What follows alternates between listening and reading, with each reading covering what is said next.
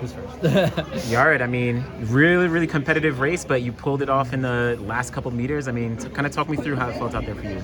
Yeah, I felt really good. I think a lot of the race was, at least the hype coming into it was just like hang on for dear life and go. But I think once the pace was a little slower, I was still just like, I think everyone's kind of in it now, so you still got to put yourself in the position to win and, really go for it, which is why, I really wanted to be like right behind Jakob and really just like staying calm, relaxed, and, feeling good coming to that last 200. And I did, was able to come away with the win, so yeah.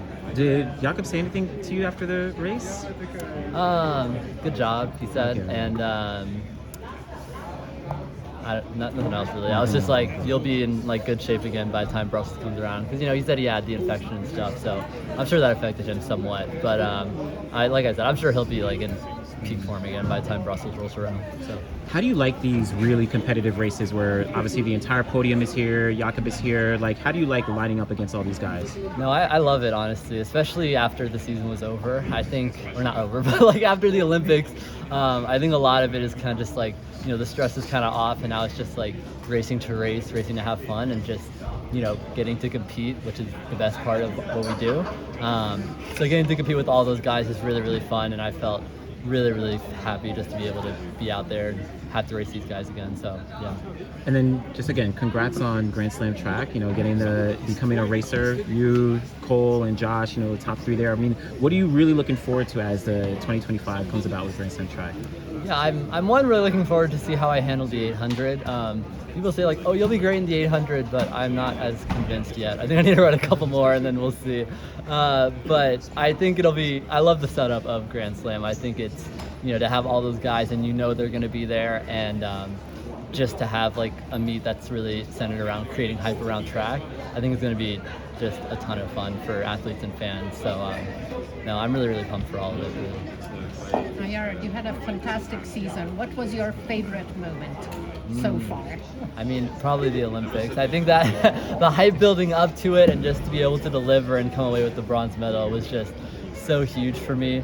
I'd probably give this race second. I think this is my only win of the year, really, not counting like prelims or like pen relays at the beginning of the year. So I'm pretty pumped to be able to come away with the win at Zurich, especially, on headquarters. And I feel like I kind of said in like one interview, I was like, this is kind of like On's house in a way, so I got to come out here and win it. So yeah, no, it's just really, really exciting, and yeah. I would have thought this would be your biggest and most pleasing race ever, but you think the Olympics was more pleasing? Yes, no, I think like even coming away with third at the Olympics is still just like, it's everything that we worked for, and I think it lived up to the hype in so many ways, and I had just such a phenomenal performance, and so yeah, I think that's always going to take the cake for this year. And you were talking about chatting to Jakob after the race.